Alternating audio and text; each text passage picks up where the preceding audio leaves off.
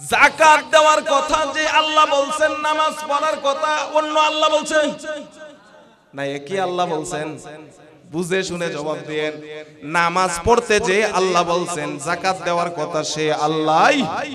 আরে নামাজ পড়া ফরজ, যাকাত দেওয়া নফল। কি কি জোরে বলেন, জোরে বলেন। নামাজ পড়া যে আল্লাহ, যে আল্লাহর নির্দেশ, যাকাত যদি ফরজ হয় সেটাও আল্লাহর নির্দেশ পালন করতেই হবে। যারা নামাজ পড়ে যাকাত দেয় না, স্বীকার করে, ওদের নামাজ দিয়ে কোনোদিন জান্নাতে যাইতে পারবে না।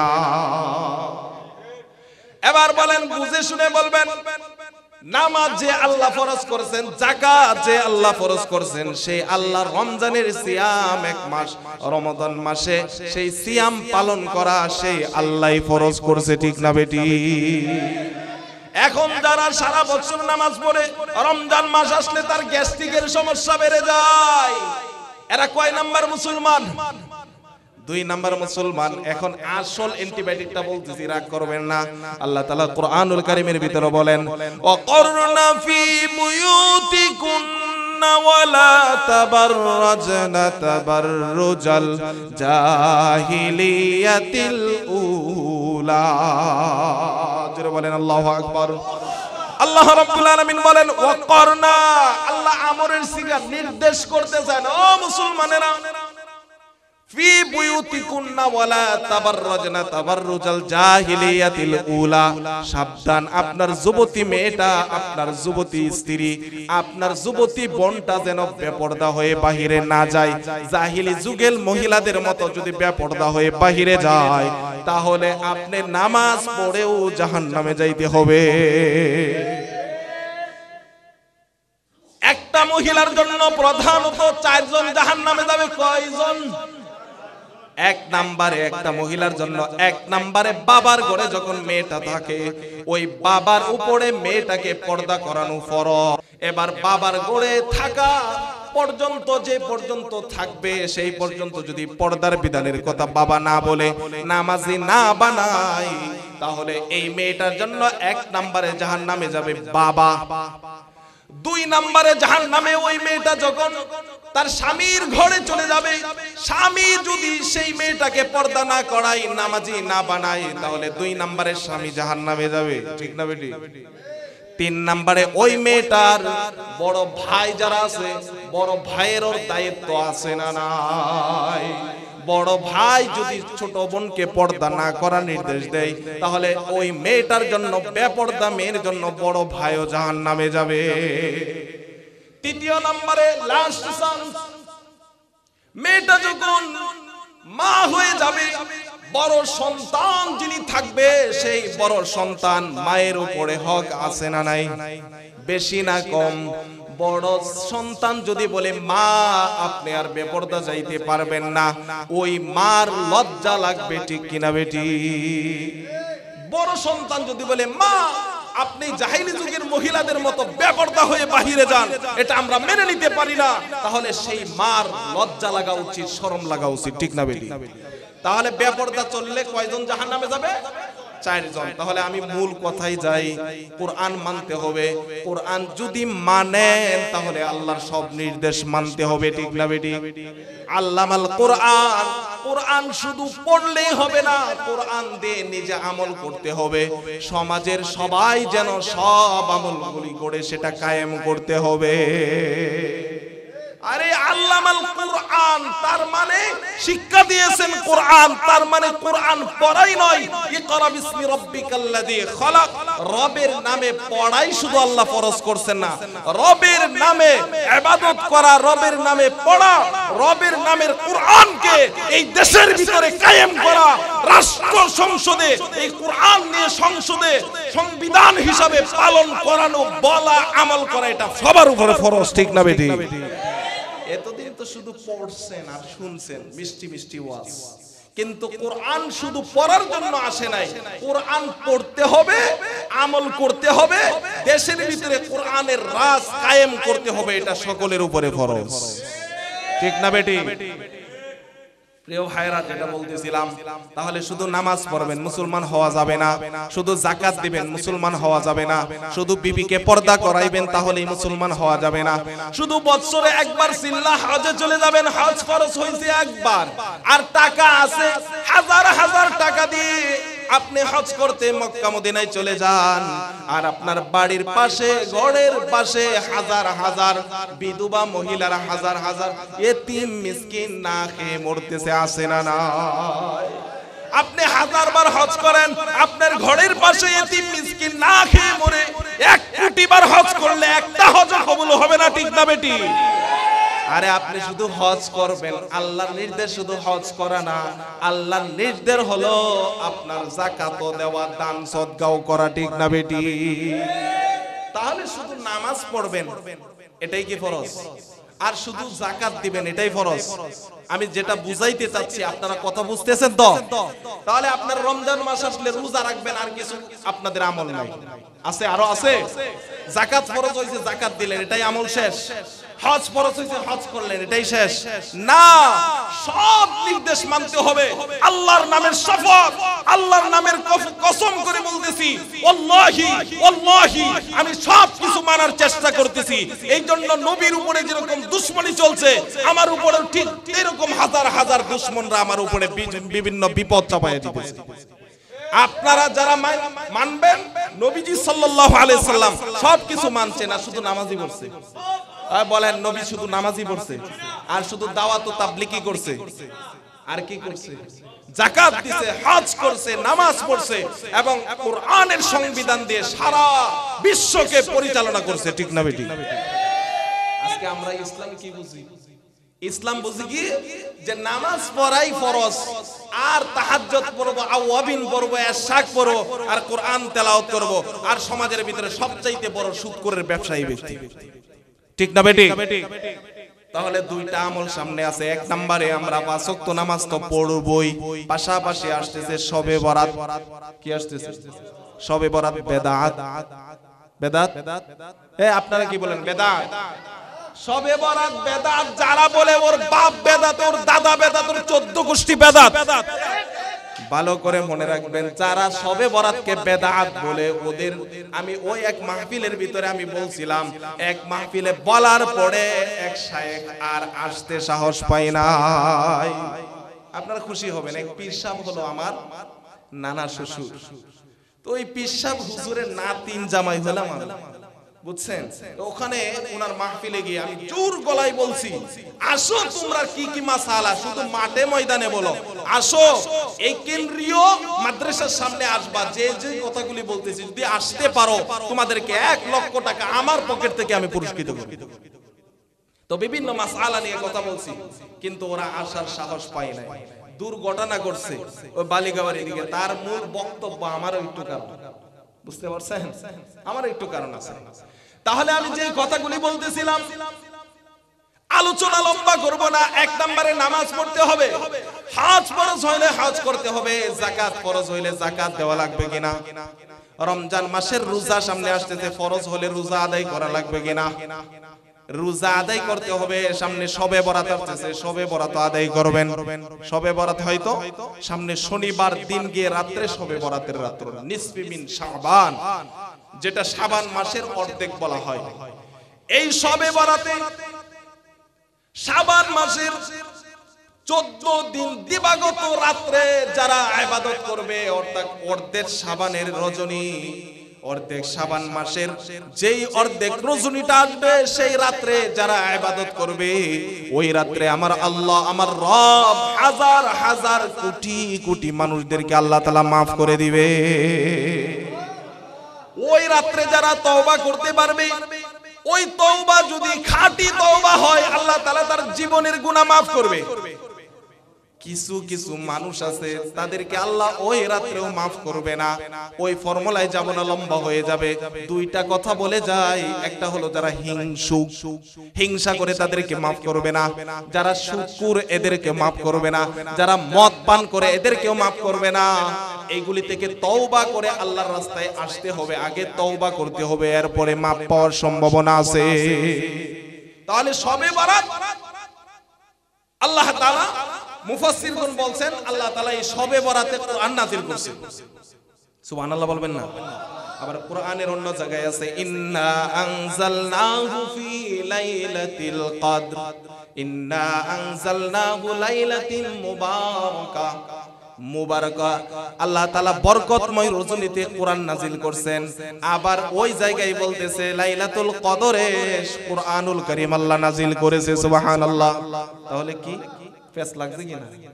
এবার যারা লা মাযহাবী কোন মাযহাব মানে না, সব হাদিস মানে, এরা বলে আল্লাহ পেশ লাগাইছে এখানে, নবী রাসূল তো গুনাহ করে, এইটাও বলে। মওদুদির তাফসীরের ভিতরে আমি পড়েছি ওরা বলে আল্লাহও ভুল করছে। পেশ লাগছে না? এখন বুঝার মতো মস্তিষ্ক থাকতে হবে। ইন্না আনজালনাহু ফি লাইলাতিন মুবারাকা, বরকতময় রজনীতে আল্লাহ তাআলা কোরআন নাযিল করেছেন। এই অর্থ কি? মুফাসসিরগণ বলেন একটা মত, অনেক মত আছে, বিস্তারিত বলতে পারবো না। একটা মত হলো আল্লাহ তাআলা কোরআন যে নাযিল করবে এই সিদ্ধান্ত আল্লাহ তাআলা শবে বরাতের রজনীতে নিয়েছে। শবে কদরে আল্লাহ তাআলা সর্বপ্রথম কোরআন নাযিল করছে। সুবহানাল্লাহ বলবেন। আরেকটা মত আছে শবে বরাতের রজনীতে আল্লাহ তাআলা একসাথে গোটা কোরআন প্রথম আসমানে নাযিল করছে। আর প্রথম আসমান থেকে লাইলাতুল কদরের রজনীতে আল্লাহ তাআলা সূরা আলাকের প্রথম 5 আয়াত নাযিল করে দিয়েছে। সুবহানাল্লাহ জোরে বলবেন না? তাহলে লাইলাতুল কদরের সর্বপ্রথম কোরআন আসমান থেকে দুনিয়ায় নাযিল হয়েছে। শবে বরাত সম্পর্কে জানলাম, আমাদের কোনো সংশয় নাই, আমাদের কোনো দ্বিধা নাই। আমরা নামাজ পড়ব তো হালুয়া খাবো বেশি বেশি, ঠিক আছে না? সিন্নি পোলাও খান না আপনারা? হালুয়া খান না? খান খান, খাই বলি। শবে বরাতের নিসফি মিন শাবানের রাতে হালুয়া যারা খাবে এরা পায়খানা খাবে। মনে রাখবেন, আমি সরাসরি কথা বলি, এই জন্য রাগ করবেন না। রাগ করতেছেন? শবে বরাতে আপনি হালুয়া খাওয়ার সিদ্ধান্ত নিছেন, সারা বছর কি দাঁত পড়ে গেছিল? সারা বছর হালুয়া খান, শবে বরাতেও খান, কোনো সমস্যা নাই। কিন্তু নির্ধারণ করে বেদাত করলেন, এটা আপনি হালুয়া খাইলেন না, আপনি ইসলামের সাথে গাদ্দারি করলেন। ঠিক না বেটি? শবে বরাতের রজনীতে গুলশানের ভিতরে আমি বলে দিয়েছি, যারা শবে বরাতের রজনীতে জিকির, কোরআন তেলাওয়াত, নামাজ ছাড়া যারা জিলাপি নিয়ে আসবে ওদেরকে লাঠি দিয়ে জিলাপি ভিতরে দেওয়া হবে। আমার কথা শুনুন, ওই ইমাম সাহেবরা ভালো করে শুনবেন। এমন ডায়লগ, এমন বক্তব্য কোরআন হাদিস থেকে দুই একটা দিবেন, একটা বেদাতও থাকবে না, একটা বেদাতিও সমাজে থাকবে না।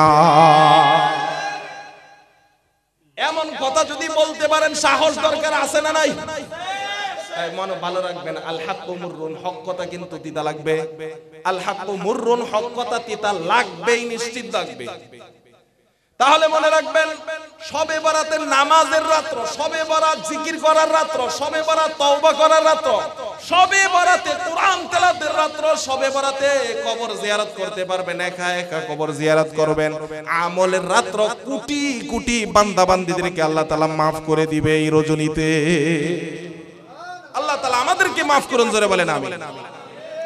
2 নম্বরে আমলের কথা বলবো, রমজান আসতেছে। সারা বছর যতটুক নামাজ পড়ছি আর না পড়ি, রমজান আসতেছে। রমজান মাসের প্রত্যেকটা রাত্র, প্রত্যেকটা দিন, প্রত্যেকটা মুহূর্ত আল্লাহ তাআলার কাছে শবে বরাতের চাইতে দামি। গোটা মুসলমান, তাম দুনিয়ার সমস্ত মুসলমানের প্রত্যেকটা মুহূর্ত, প্রত্যেকটা সময়, সেকেন্ডে সেকেন্ডে সবটাই শবে বরাতের চাইতে দামি। ও মুসলমান ভাইরা, ও যুবক ভাইরা, ভালো করে মনে রাখবেন, শবে বরাত যেরকম দামি, ঠিক অনুরূপ ভাবে আপনার জীবনের প্রত্যেকটা সেকেন্ডকে ঠিক এরকম দামি মনে করতে হবে। কারণ আমার সময় চলে যাচ্ছে, ঘড়ির কাঁটা চলছে তো চলতে, আস্তে আস্তে আমি মরণের দিকে ধাবিত হচ্ছি। ঠিক না বেটি? প্রিয় ভাইরা, রমজান মাসে সারা বছর যারা কম বেশি ইবাদত করছেন, রমজান মাস হলো ইবাদতের সিজন। এক মাস ইবাদত করবেন, রমজান মাস ভালো করে তওবা করে ইবাদত যদি করতে পারেন, রমজান মাসের শেষ দিন ঈদুল ফিতরের দিন আল্লাহ সেই সমস্ত বান্দা বান্দীদেরকে জান্নাতের সার্টিফিকেট দিয়ে দিবে। তাহলে রমজান মাসের রোজা রাখবো, 5 ওয়াক্ত নামাজ ছাইরা দিব নাকি? 5 ওয়াক্ত নামাজও পড়তে হবে, হজ ফরজ হইলে হজ করতে হবে, যাকাত ফরজ হইলে যাকাত দিতে হবে, রমজান মাসের রোজা আসলে রোজাও রাখতে হবে। হয়তো আপনার জীবনের শেষ রমজান, হয়তো রমজান মাসে যাইতে পারি কিনা তাও জানি না। ও প্রিয় ভাইরা, ও যুবক ভাইরা, ও বৃদ্ধ বাবাজিরা, ভালো করে মনে রাখবেন, আপনার আগের বছর এই রমজানে, গত রমজানে কত মানুষ ছিল, আজকে এই রমজানে তারা নাই। আপনি আমি রমজান মাস পর্যন্ত যাইতে পারি কিনা তাও জানি না। এই জন্য রমজান মাসে বেশি বেশি ইবাদত করব, জীবনের সর্বশেষ রমজান হিসাবে ইবাদত করব। আল্লাহ আপনাকে আমাকে সবাইকে সেই তৌফিক দান করুন। এই জন্য রমজান মাস পর্যন্ত যাওয়ার জন্য নবীজি দোয়া শিখিয়ে দিয়েছেন, আল্লাহুম্মা বারিক লানা ফি রজব ওয়া শাবান ওয়া বাল্লিগনা রমাদান। আল্লাহুম্মা বারিক লানা ফি রজব ওয়া শাবান ওয়া বাল্লিগনা রমাদান। বিশ্বনবী সাল্লাল্লাহু আলাইহি সাল্লাম দোয়া শিক্ষা দিয়েছেন, রজব মাস শাবান মাসের বরকত আল্লাহ আমাকে দান করো, রমজান মাস পর্যন্ত হায়াত দান করো, রজব শাবান রমজানের সমস্ত বরকত আমাদেরকে দিয়া দাও। জোরে বলেন সুবহানাল্লাহ। এই দোয়া যারা করবে, যারা বলবে আল্লাহ এই শাবান মাসে, যারা বলবে আল্লাহুম্মা বারিক লানা, আমার রিজিক বাড়ায় দাও, আমার হায়াত বৃদ্ধি করে দাও, এই দোয়া যারা করবে, যারা বলবে রমজান শাবান আর রজব মাসের হায়াত যারা চাইবে, রজব মাস চলে গেছে, শাবান মাস চলতেছে, ঠিক না? শাবান মাস চলতেছে, রমজান মাস সামনে উকি দিতেছে, যারা এখন এই দোয়াটা বেশি বেশি করবে, আল্লাহ রাব্বুল আলামিন 1 বছরের হায়াত তাকে দান করে দিবে। সুবহানাল্লাহ। আর যদি সেই বান্দা, সেই বান্দি এই দোয়া করার পরে যদি মারা যায়, তাহলে সামনের রজব মাস পর্যন্ত ইবাদত করলে, সারা রাত নামাজ পড়লে যত সওয়াব হতো, সারা দিন রোজা রাখলে যত সওয়াব হতো, সারা বছর ইবাদত করলে যত সওয়াব হইতো, সে যদি মারা যায়, মারা যাওয়ার সাথে সাথে সারা বছরের সওয়াব এই দোয়াটা পড়ার কারণে আল্লাহ সব বছরের সওয়াব দিয়া দিবে।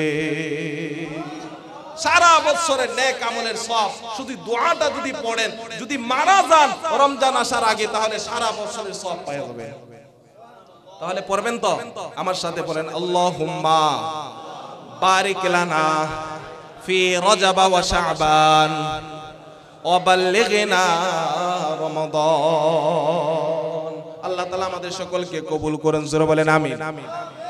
এবার মূল আলোচনায় যাব, সংক্ষেপ করে দিচ্ছি, ভালো করে শুনেন। আল্লামাল কোরআন শিক্ষা দিয়েছেন কে? কোরআন শিক্ষা দিয়েছেন কে? আরে কোরআন অনেকে পড়ে, কোরআন অনেকে শিখে, কিন্তু বুঝে না, আমল করে না, আছে না নাই? কোরআন শিক্ষা করা, আমল করা দরকার, আছে না নাই? আল্লাহ তাআলা বলেন, ফামান তাবিআ হুদায়া ফালা খাউফুন আলাইহিম ওয়ালা হুম ইয়াহজানুন। মহান রব্বুল আলামিন বলেন, যারা কোরআন পড়বে, যারা কোরআন মানবে, যারা কোরআনের আমল করবে, তাদের কোনো ভয় নাই, তাদের কোনো টেনশন নাই, তাদেরকে আল্লাহ রাব্বুল আলামিন বিনা হিসাবে জান্নাত দিয়ে দিবে। সুবহানাল্লাহ। ওয়ালা তাহিনু ওয়ালা তাহজানু ওয়া আনতুমুল আ'লাউন ওয়া আনতুমুল আ'লাউনা ইন কুনতুম মুমিনিন। আল্লাহ রাব্বুল আলামিন বলেন, তোমাদের কোনো ভয় নাই, তোমাদের কোনো টেনশন নাই, তোমরাই বিজয় লাভ করবে, দুনিয়া আখিরাতে উভয় জাহানে কল্যাণ লাভ করবে। তবে একটি শর্ত কয়টি? ইন কুনতুম মুমিনিন, if you can be real মুমিন, যারা সত্যিকারের মুমিন হয়ে যায় তাদের কোনো ভয় নাই, তাদের কোনো টেনশন নাই, তারা দুনিয়া আখিরাতে বিজয় লাভ করবে। আল্লাহ তাআলা তাদেরকে বিনা হিসাবে জান্নাত দিয়ে দিবে। জোরে বলেন সুবহানাল্লাহ। আলোচনা সংক্ষেপ করি, আপনারা কষ্ট হচ্ছে আমি বুঝতেছি। তো আমরা ইনশাআল্লাহ মূল আলোচনা করে ইনশাআল্লাহ শেষের দিকে যাই। আপনারা কি শেষ পর্যন্ত আছেন না চলে যাবেন? আছেন? কারা কারা আছেন দুই হাত তুলে আল্লাহকে দেখায় দেন। নারায়ে তাকবীর, নারায়ে তাকবীর। আল কোরআনের আলো, আল হাদিসের আলো, নারায়ে তাকবীর। হাত নামান। এই মাহফিল প্রত্যেক দিন না, আজকে বছরে একবার, ঠিক না? এইজন্য আমরা যত কষ্ট হোক আর কিছু সময় ইনশাআল্লাহ আমরা শেষের দিকে চলে যাচ্ছি। আল্লাহ তাআলা বলেন আল্লামাল কুরআন, দুনিয়ার বিজ্ঞান পড়লেন, সায়েন্স পড়লেন, সব কিছু পড়লেন, কিন্তু এই যে মাদ্রাসায় কোরআন শিক্ষা দেওয়া হয়, এই কোরআনটা আপনি আমার পড়া দরকার আছে না নাই? আরে সব কিছু পড়লেন, কোরআনটাই পড়লেন না, আপনি কিছুই জানলেন না। ইয়াসিন ওয়াল কুরআনিল হাকীম, আল্লাহ বলেন বিজ্ঞানময় কোরআনের শপথ। তার মানে কোরআনের ভিতরে সমস্ত বিজ্ঞান আল্লাহ দিয়ে দিয়েছে। ওয়ালাউ নাযালনা আলাইকাল কিতাবা তিবয়ানাল লিকুল্লি শাই, আল্লাহ তাআলা বলেন আপনার ব্যক্তিগত জীবন, আপনার পারিবারিক জীবন, আপনার সাংসারিক জীবন, আপনার সামাজিক জীবন, আপনার রাষ্ট্রীয় জীবন, আপনার আন্তর্জাতিক জীবন, আপনার পৌরনীতি বলেন, সায়েন্স বলেন, বিজ্ঞান বলেন, যা কিছু প্রয়োজন সব কিছু আল্লাহ কোরআনুল কারীমের ভিতরে খুলে খুলে মুমিনদের জন্য আল্লাহ তাআলা বলে দিয়েছে। সুবহানাল্লাহ। আজকে আমরা সব পড়লাম কিন্তু কোরআনটাই পড়লাম না। What is Quran? What is the meaning of Quran? What is the significance of Quran? What is the message of Quran? কোরআনটা কি, কেন, কি কারণে নাজিল হয়েছে, এই কোরআনের ভিতরে কি আছে, এই মুসলমান জানা দরকার আছে না নাই? সব জানলেন, কোরআনটা জানলেন না, আপনারা কিছুই জানলেন না। কথা সত্য না মিথ্যা? আরে আল্লাহ বলতেছেন কোরআন শিক্ষা ছাড়া বাকি শিক্ষা সব জিরো। মরে দেখেন না, আজকে মরেন কালকে আবার দুনিয়াতে আসবেন নাকি? আজকে মরেন, মরে দেখেন কালকে আবার দুনিয়াতে আইসা দেখেন যে হুজুরে সত্য কথা বলছিল কিনা। এই কোরআনটা সবচাইতে দামি গ্রন্থ, আল্লামাল কোরআন। আল্লাহ কেন কোরআনের কথা আগে বলছেন? কোরআন যারা পড়বে না তারা মানুষ হতে পারবে না। কোরআন যারা পড়েছে যুগে যুগে আল্লাহ তাদেরকে সবচাইতে মর্যাদা দান করেছে। এই যে আপনাদের সম্মুখে স্যারের ভিতরে বসলাম, এখানে বসার একটাই শুধু কারণ, কোরআনটা পড়েছি, কোরআনের সম্মানের সামনে বসায় দিয়েছেন, ঠিক না বেটি? এই কোরআন যদি কাঠের গায়ে লেগে যায় সে কাঠ দামি হয়ে যায়।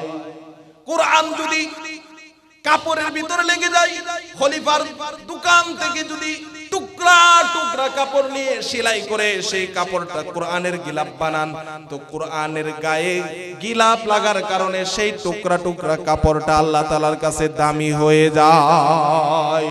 এই কাপড়টা যখন জমিনের ভিতরে পড়ে যায়, আমাদের পায়ে লাগলে সালাম করে চুমু খাই, ঠিক না বেটি? কাপড়ের দাম নাই, কাপড়ের দাম না, কোরআনের স্পর্শ লেগেছে, এই জন্য কাপড়ের দাম বেড়ে গেছে। আজকে যদি আপনার দিলের ভিতরে, আমার দিলের ভিতরে, আমাদের দিলের ভিতরে এই কোরআনের ছোঁয়া লাগে, তাহলে আমাদের দাম বাড়বে কিনা বলেন? ও যুবক ভাইরা ভালো করে মনে রাখবেন, আপনি কোরআন যদি পড়েন, দিলের ভিতরে ছোঁয়া লাগান, তাহলে আপনার দাম আল্লাহ তাআলার কাছে সবচাইতে বেড়ে যাবে। কোরআনের পরশে আল্লাহ তাআলা কবরকে জান্নাতের বাগান বানায় দেয়। একটা ছোট্ট ঘটনার ভিতরে আপনাদেরকে বোঝার জন্য সহজ করতেছি। আল্লামা জুলফিকার নকশবন্দি রাহমাতুল্লাহি আলাইহি উনার কিতাবের ভিতরে লেখেন, ভারতের বিশ্ববিখ্যাত লেখক উনার কিতাবের ভিতরে লেখেন যে একজন গ্রাম্য ব্যক্তি, সে যখন মারা গিয়েছে, মারা গেল হঠাৎ করে গ্রামের মসজিদের ভিতরে ওই সময় ইমাম ছিল দুই একজন মাত্র। অনেক দূর থেকে ইমামদেরকে নিয়ে আসা হতো। এখন তো ঘরে ঘরে আলেমের অভাব নাই। আল্লামা জুলফিকার নকশবন্দি রহমাতুল্লাহি আলাইহি ওনার কিতাবের ভিতরে লেখেন, সারা গ্রামের ভিতরে মসজিদের ভিতরে একজন মাত্র খতিব, একজন মাত্র ইমাম আলেম, আর কেউ নাই। ইমাম সাহেব হঠাৎ করে ছুটিতে বাড়িতে চলে গেলেন। এবার মুয়াজ্জিন সাহেব যিনি আছে উনি তো আসলে খুতবা দিতে পারে না, নামাজ পড়াইতে পারে না, জুমা পড়ে বাড়িতে চলে যায়, এমন ইমাম আছে না নাই? এখন হঠাৎ করে ওই গ্রামের ভিতরে একজন গ্রাম্য লোক মারা গিয়েছে। ওই গ্রাম্য লোকটাকে এবার কিভাবে গোসল দিবে, কিভাবে দাফন কাফন করবে, এইটা পর্যন্ত গ্রামের মানুষরা জানে না। এমন মূর্খ সমাজ ছিল কিনা বলে। এখন তো আলহামদুলিল্লাহ আমরা ঘরে ঘরে আলেম হয়েছে, বিভিন্ন জায়গায় আমরা যাই, মানুষ মোটামুটি ভালো বুঝে। ওই গ্রাম্য ব্যক্তিটা যখন মারা গেলেন, ওই গ্রাম্য ব্যক্তিকে দাফন কাফন করার জন্য মানুষ পাচ্ছে না, কোনো হুজুর পাচ্ছে না। এবার গ্রামের লোকজন কিছু গোসল দিয়ে অনেক কষ্ট করে গোসল করায়া দাফন কাফন পড়ায়া কবরে নিয়ে যাবে। জানাজা নাই, জানাজা পড়ানোর মতো লোক নাই, জানাজা পড়াবে এমন করে অভিজ্ঞতাও নাই। এবার গ্রাম্য লোক কিছু যারা একটু জ্ঞানী মানুষ, এরা বলতেছে যাও এই ভাইটাকে নিয়ে বিশ্ব রোডের মাথায় চলে যাই, যে মাথায় হয়তো বিশ্ব রোড দিয়ে কোনো আলেম যাইতে পারে, সে আলেম দিয়ে জানাজাটা পড়ায় নিব। ওই গ্রাম্য ব্যক্তিটাকে বিশ্ব রোডের পাশে নিয়ে দাঁড়ায়, সবাই দাঁড়ায় লাশটাকে নিয়ে দাঁড়ায় রয়েছে, কাউকে পাচ্ছে না। সারাদিন চলে যায়, লাশের ভিতরে দিকে দুর্গন্ধ আসতেছে। এমন সময় একজন পেশায় পুলিশ রাস্তা দিয়ে সাইকেল দিয়ে আসতেছেন। গ্রামের মানুষরা তারা জিজ্ঞাসা করতেছে, ও ভাই আপনাকে দেখতে হুজুরের মতো মনে হয়, মেহেরবানি করে দয়া করে আমরা বিপদে পড়ছি, এই গ্রাম্য ব্যক্তিটার জানাজাটা একটু পড়ায়া দেন। হুজুর আলেম ছিল কিন্তু পেশায় হলো পুলিশ। হুজুরে বলতেছে আমার সময় অনেক অভাব, আমার তেমন সময় নাই, তবে তোমরা যেহেতু বিপদে পড়ছো যাও তাড়াতাড়ি জানাজার নামাজটা পড়ায় দেই। হুজুর তাড়াতাড়ি করে জানাজার নামাজ পড়ায় দিলেন, জানাজা পড়ে চলে যাবেন। গ্রামের মানুষরা বলতেছেন হুজুর মেহেরবানি করে দয়া করে এই লোকটাকে কিভাবে আমরা কবরস্থ করব সেটাও আমরা জানি না, মেহেরবানি করে এই গ্রাম্য মানুষটাকে কবরে আপনি নিজ হাতে নামায় যান। হুজুর বলতেছে ঠিক আছে যান, তাড়াতাড়ি এই গ্রাম্য ব্যক্তিটাকে কবরে নামায় দিলেন। হুজুর তাড়াহুড়া করে কবরের ভিতরে লাশটাকে নামায় দিয়া খাটকি দিয়া সুন্দর করে মাটি দিয়া দৌড়ায়া থানার ভিতরে চলে গেলেন। থানার ভিতরে যাওয়ার পরে হঠাৎ করে তার পকেটের ভিতরে ছিল কিছু গুরুত্বপূর্ণ কাগজ, যেই কাগজগুলো সার্টিফিকেট, গুরুত্বপূর্ণ সার্টিফিকেট ছিল, সেগুলো হারায় গেছে। এবার পুলিশ ভাই সারা থানার ভিতরে তন্ন তন্ন করে খুঁজলেন, কোথাও তার সার্টিফিকেট গুলি পাইলেন না। দৌড়ায়া বাড়িতে চলে গেলেন, বাসার ভিতরে সমস্ত বাড়িঘর খুঁজলেন, কোথাও পাইলেন না। এবার হুজুরের সার্টিফিকেট গুলি লাগবেই লাগবে, না হয় চাকরি থাকবে না। এবার হুজুর তার পরিপূর্ণ ইয়াকিন হয়েছে, বিশ্বাস হয়েছে ওই লাশটাকে তাড়াহুড়া করে কবরে নামানোর কারণে হয়তো কবরের ভিতরে আমার কাগজগুলি সার্টিফিকেটগুলি পড়ে গেছে। হুজুর দৌড়ায় চলে গেলেন, গ্রামের ভিতরে গিয়ে বলতেছে, হ্যাঁ গ্রাম্য ভাইরা, আপনারা বিপদে পড়েছিলেন, সেই বিপদে আমি উপকার করেছি। আজকে আপনাদের কাছে অনুরোধ, আমার সার্টিফিকেটের কাগজগুলি নিশ্চিত কবরের ভিতরে পড়ে গেছে, আপনারা মেহেরবানি করে আসেন, লাশটাকে তুলতে হবে, কবরটা খনন করে সেই সার্টিফিকেটের কাগজগুলি আমার লাগবেই লাগবে। গ্রাম্য মানুষরা বলতেছে, হুজুর মানুষ দাফন করার পরে তার কবর খনন করা যায় কিনা আমরা জানি না, যদি খনন করা যায় তাহলে আপনারা জানেন, খনন করেন, আপনি সার্টিফিকেট গুলি নিয়ে আনেন। হুজুর বলেন, লাশটাকে মাত্র কবরে নামাইলাম, 40 মিনিট সময় হয়েছে, এই 40 মিনিটের ভিতরে লাশটা ফুলে নাই, ফাটে নাই, তাহলে লাশটা বিশেষ প্রয়োজনে কবর খনন করা যায়। হুজুর গ্রাম্য ব্যক্তিদেরকে ডাকলেন, আসেন। গ্রামের মানুষ হাজার হাজার মানুষ জীবনে লাশকে দাফন করার পরে আর কবর থেকে উঠায়া কোনোদিন দেখে নাই, কবর খনন দেখে নাই। এই জন্য গ্রামের হাজার হাজার মানুষ কবরের পাশে চলে আসলেন, আসিয়া এবার সবাই দেখার জন্য দাঁড়ায় আছে। হুজুর কি করলেন? কবরের একটা খাটকিকে সাথে সাথে সরানোর সাথে মাটি সরায়া একটা খাটকি সরানোর সাথে সাথে কবরের পাশটা সরাইলেন। সরানোর সাথে সাথে মেশকে আম্বরের গ্রাম সারা গ্রামের ভিতরে ছড়ায়া পড়েছে।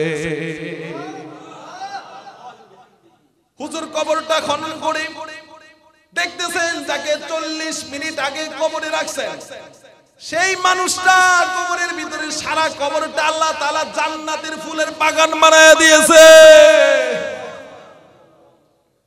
হুজুর কবরের পাশে দাঁড়ায়া চোখের পানি ছেড়ে দিলেন।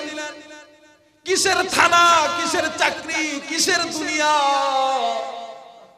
যাকে 40 মিনিট আগে কবরে রাখলাম, সেই মানুষটা 40 মিনিট পরে আল্লাহ কবরটা ফুলের বাগান বানায় দিয়েছে। এবার হুজুর জিজ্ঞাসা করেন, হে গ্রামের ভাইরা, এই আল্লাহর বান্দা এমন কি আমল করেছে যেই আমলের কারণে আল্লাহ 40 মিনিটের ব্যবধানে তার কবরটাকে জান্নাতের বাগান বানায় দিয়েছে? এবার গ্রামের মানুষ সবাই বলতেছে, এই লোকটা গ্রাম্য একজন মূর্খ মানুষ ছিল, কোনো আমল তার ছিল না। তবে তার কেউ নাই, সন্তান নাই, স্ত্রী নাই, মা বাবা নাই, কেউ নাই, কিন্তু তার একটা বোন আছে। সেই বোনটা জীবিত আছে, বোনের সাথে থাকতো, হয়তো বোন জানে কি আমল করেছে। হুজুর এবার দৌড়ায়া, কিসের চাকরি, কিসের দুনিয়া, দৌড়ায়া বোনের কাছে চলে গেলেন।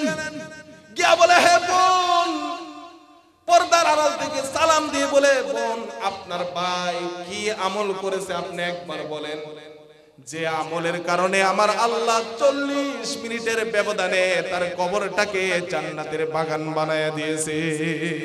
বোন বলতেছে, হুজুর আমি কোনদিন আমার ভাইকে ভালো করে নামাজ কালাম পড়তে দেখি নাই। গরিব মানুষ, কৃষক মানুষ, কাজ করে। তো ঘরের ভিতরে যখন রাত্রি বেলায় চলে আসতো, দেখতাম ঘরের ভিতরে টেবিলের উপরে কি একটা ছোট্ট একটা কিতাবের মতো দেখা যায়। সেই কিতাবটাকে বাহির করে রাত্রিবেলা সেই কিতাবটা ধরতেন, আর অজরে কান্না করে করে দাড়ি ভিজায়া পানি মাটিতে পড়তো। বনিবার যখন হুজুরকে বললেন, হুজুর বললেন, সেই বইটা কি একটু দেখাও। বোন বলতেছে, ওই যে ঘরের ভিতরে সেই বইটা দেখে নেন। গিলাপের ভিতরে বইটাকে যখন খুললেন, এবার বইটাকে খোলার সাথে সাথে সেই কিতাবটা, সেই বইটা অন্য কিছু নয়, সেই বইটা, সেই কিতাবটা হলো মহান গ্রন্থ আল কোরআন। বোন বলতেছে, আমার ভাই এই কিতাব যখন পড়তেন, রাত্রিবেলায় কোরআন পড়তে পারতো না, কিন্তু কোরআনের মহাব্বতে পড়তে পারতো না, আর কোরআনের ভালোবাসায় ওজরে কান্না করতো, আর বলতো, হাযা কালামু রব্বি, হাযা কালামু রব্বি। আল্লাহর কালাম পড়তে পারি না, এটাই নিয়ে আল্লাহর কালাম আমি পড়তে পারি না। আয় আমার রব, হায় আমার আল্লাহ, এই কোরআনের ভালোবাসায়, কোরআনের মহাব্বতে পড়তে পারি না, কিন্তু কোরআনকে ভালোবাসি। আয় মেরি রব, আয় মেরি আল্লাহ, মেহেরবানি করে কোরআনের ভালোবাসায় আমার কবরটাকে জান্নাতের বাগান বানায় দিও। এই দোয়া প্রত্যেকদিন করতেন। আমার আল্লাহ এই কোরআনের ভালোবাসায় আল্লামা জুলফিকার নকশবন্দি রাহমাতুল্লাহি আলাইহি ওনার কিতাবের ভিতরে লেখে, এই কোরআনের মহাব্বতে ওই কৃষকের কবরটাকে 40 মিনিটের ব্যবধানে আল্লাহ ফুল দিয়ে জান্নাতের বাগান বানায়া দিয়েছে। এই জন্য কোরআনের সাথে যারা মহাব্বত করবে, যারা ভালোবাসবে, তারা আসমানের নিচে জমিনের উপরে সবচাইতে দামি হবে।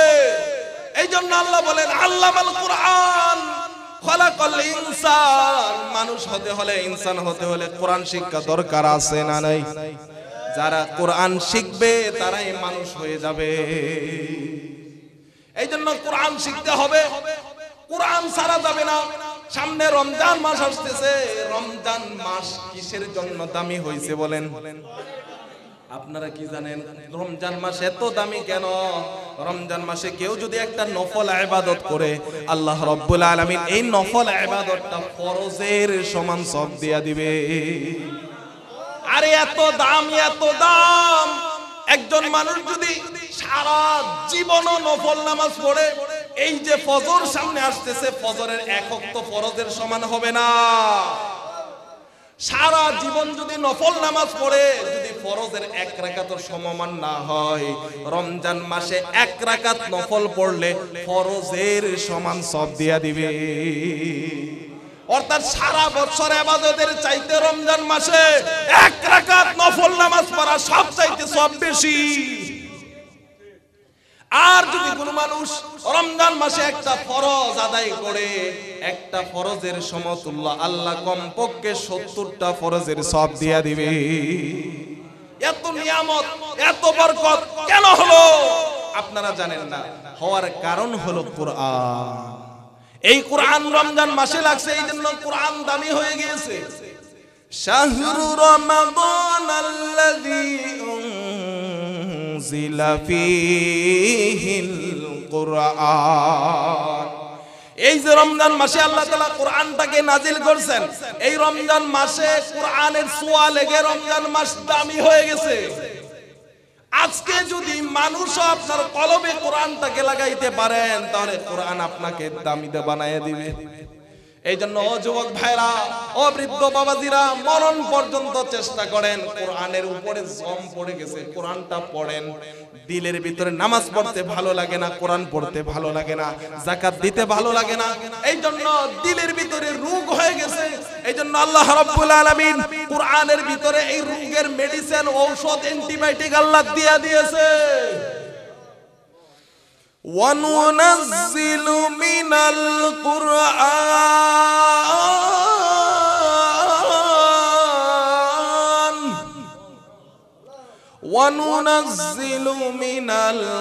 الْقُرْآنِ مَا هُوَ شِفَاءٌ। আল্লাহ রাব্বুল আলামিন বলেন ওয়ানুনাজ্জিলু মিনাল কুরআন, এই যে কোরআনটা আমাদের উপরে আল্লাহ তাআলা নাজিল করেছেন, এটা সবটাই হলো ঔষধ, মেডিসিন হিসাবে মুমিনদের জন্য আল্লাহ দিয়ে দিয়েছে। জোরে বলেন সুবহানাল্লাহ। এজন্য কোরআনটা আমরা পড়ব তো ইনশাআল্লাহ। এই মাদ্রাসায় যারা কোরআন পড়ে তাদের সাথে থাকবো তো ইনশাআল্লাহ। কোরআনটা যারা পড়েছে, দেখেন তাওরাত বলেন, জাবুর বলেন, ইনজিল বলেন, তার চাইতে কোরআন দামি বেশি না কম? আরে এত দামি, এত দামি। যারা তাওরাত শুনেছে এমন জিন আছে না নাই? যেই জিনেরা 1000 বছর, 2000 বছর, 3000 বছর পর্যন্ত হায়াত পেয়েছে, যারা নবীজির যুগে ছিল, এখনো কিছু জিন থাকতে পারে দুনিয়ায়, আছে না নাই? ওরা যখন নবীজির জবানে কোরআনুল কারীম শুনেছে, তো কোরআন যখন শুনেছে, তারা পর্যন্ত বলেছে ইন্না সামি'না কুরআনান আজাবা। ইন্না সামি'না কুরআনান আজাবা, হটিমিনিক্যাল, কি আশ্চর্যজনক গ্রন্থ! আমরা তাওরাত শুনেছি, ইনজিল শুনেছি, জাবুর শুনেছি, কিন্তু কোরআনের মতো এত মধুর কিতাব, কোরআনের মতো এমন মহান কিতাব আর আমরা একটাও শুনি নাই। জোরে বলেন আল্লাহু আকবার। তাহলে কোরআনের দাম বেশি না কম? এই কোরআনটা এত দামি, এত দামি। এই কোরআনুল কারীমের ভিতরে আল্লাহ রাব্বুল আলামিন সব কিছু বলে দিয়েছেন। এই কোরআনে এমন কোনো বিষয় নাই যে নাই, সবই আল্লাহ দিয়েছেন। বিজ্ঞানীরা এখন কোরআনকে, সায়েন্টিস্টরা, বিজ্ঞানীরা বিভিন্ন তথ্য বাহির করতেছেন যে কোরআন সত্য না মিথ্যা, যাচাই বাছাই করতেছেন। আল্লাহ তাআলা কোরআনুল কারীমের ভিতরে লুহা নামে একটি সূরা নাযিল করেছেন। দুই একটা উদাহরণ দিয়ে শেষ করি। লুহা নামে একটা সূরা নাযিল করেছেন। লুহা দা আয়রন, লোহা দিয়ে তো আপনারা বিমান বানায়, লোহা দিয়ে জাহাজ বানায়, লোহা দিয়ে গাড়ি বানান, লোহা দিয়ে দরজা বানান, লোহা দিয়ে মসজিদ বানান, লোহা দিয়ে ঘর বানান। এই লোহা দা আয়রন কেউ বানাইতে পারছে? জানেন আপনারা? আল্লাহ তাআলা বলেন এই লোহা কোথা থেকে আসলো? কুরআনুল কারীমের ভিতরে বলেন সূরা হাদীদ, আল্লাহ তাআলা বলেন ওয়া আনজালনাল হাদীদু ফীহি বা'সুন শাদীদ ওয়া মানাফিউ লিন-নাস। মহান রব্বুল আলামিন বলেন ওয়া আনজালনাল হাদীদ, এই লোহাকে আমি আল্লাহ তাআলা নাজিল করেছি, ফীহি বাসুন শাদীদ, আর এই লোহার ভিতরে আল্লাহ মাইটি পাওয়ার, অনেক কল্যাণ রেখে দিয়েছেন। ওয়া মানাফিউ লিন-নাস, মানুষের জন্য। কার জন্য? লোহা বানাইতে এই দুনিয়াতে বিজ্ঞানীরা বলতেছে 15 লক্ষ সেলসিয়াস তাপমাত্রা প্রয়োজন। 15 লক্ষ আগুনের তাপমাত্রা প্রয়োজন। 15 লক্ষ সেলসিয়াস তাপমাত্রা দুনিয়ার কোন জমিনে নাই। এই 15 লক্ষ সেলসিয়াস তাপমাত্রা সূর্যমুখে আছে। আর চাইতে আরো কোটি গুণ বেশি তাপমাত্রা আল্লাহ সূর্যমুখে রেখে দিয়েছে। সুবহানাল্লাহ। আল্লাহ তাআলা এই সূর্যের মুখে এত তাপ রাখছেন, সেই সূর্যটা হাসরের ময়দানে মানুষের মাথার উপরে ছেড়ে দিবে। 15 লক্ষ সেলসিয়াস তাপমাত্রা নয়, কোটি কোটি গুণ তাপমাত্রা সূর্যের মুখে আল্লাহ রেখে দিয়েছে। বিজ্ঞানীরা বলে ওই সূর্যের মুখে তাপমাত্রা দিয়ে আল্লাহ তাআলা লোহা নাজিল করেছে। কেমনে করেছেন? আল্লাহ বিজ্ঞানীরা তত্ত্বটা বাহির করে বলেন, আল্লাহ কোটি বছর আগে বিশাল একটা আসমানের ভিতরে বিস্ফোরণ হয়েছিল। সেই বিস্ফোরণে সূর্যের মুখে লোহা নামক ধাতুটা, আল্লাহ তাআলার সেই বিস্ফোরণে ওই সূর্যের মুখ থেকে লোহা নামক ধাতুটা দুনিয়াতে নাজিল হয়েছে। যে সমস্ত জমিনের জায়গায় পড়েছে, সেই সমস্ত জমিনের নিচে লোহার খুলি হয়ে গেছে। সেই লোহার খনি থেকে আজকে মানুষ, বিজ্ঞানীরা সেই লোহার খনি থেকে লোহা উত্তোলন করে টাইটানিকের মতো বিমান বানায়, সুপারসনিকের মতো বিমান বানায়, টাইটানিকের মতো জাহাজ বানায়। এমন বড় বড় লোহা দিয়ে বিমান জাহাজ বানাইলো, ঘর বাড়ি বানাইলো, কিন্তু লোহা আজ পর্যন্ত কেউ বানাইতে পারে না। সুবহানাল্লাহ ওয়া বিহামদিহি। তাহলে লোহা আসলো কোত্থেকে? তত্ত্ব আছে কোথায়? আরে শুধু একটা নয়, হাজার হাজার তত্ত্ব আল্লাহ কুরআনুল কারীমের ভিতরে বলে দিয়েছেন। এই কোরআনে এমন কোন বিষয় না যে নাই, সবই আছে। এই জন্য আল্লামাল কোরআন, যারা কোরআন শিখবে আল্লাহ তাআলা তাদেরকে আসল মানুষ বানায় দিবে। জমিনের নিচে, আসমানের উপরে, আসমানের নিচে, জমিনের উপরে সবচাইতে মর্যাদাশীল মানুষ বানায় দিবে। সুবহানাল্লাহ বলেন। কোরআন শিখতে রাজি আছেন তো ইনশাআল্লাহ? কারা কারা শিখবেন? দুই হাত তুলে আল্লাহকে দেখায় দেন। নারায়ে তাকবীর।